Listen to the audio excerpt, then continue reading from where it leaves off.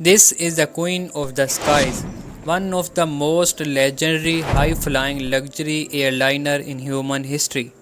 But today, it's not flying at 35,000 feet. It's parked next to a highway in Bangkok serving isolates.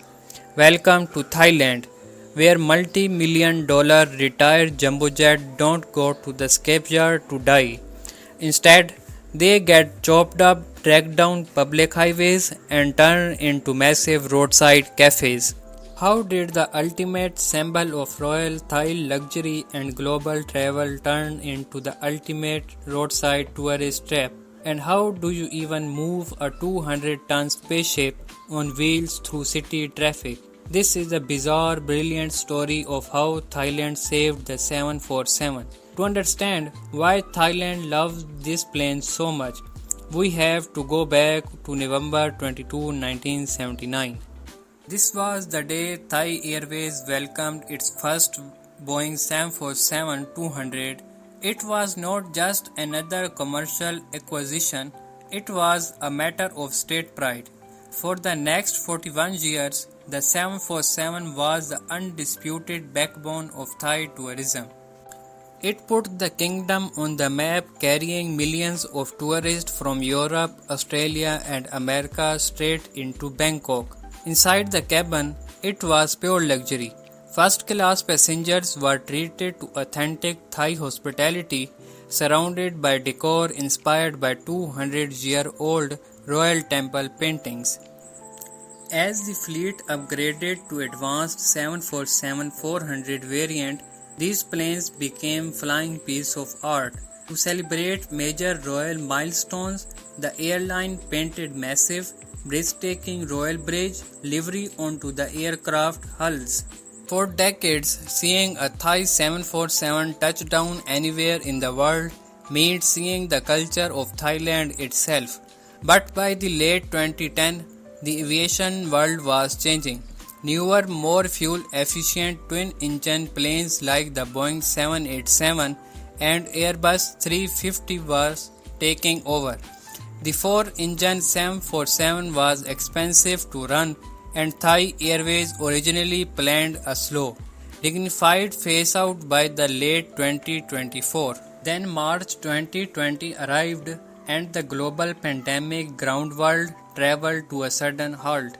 Facing several financial collapse, the airline had to make brutal cuts overnight. On December 31, 2020, amidst a silent, empty airport during global lockdowns, the final passenger-configured Thai Airways 747 touched down at Savarnabhumi Airport. There was no fanfare, no water cannon salute, and no cheering crowds. The Queen had flown her last commercial mission, forced into early, unceremonious storage. A brief postscript to her flying career happened a few months later, in February 2021, when a stripped-down, retrofitted 747 cargo freighter made a quiet delivery flight to Jakarta.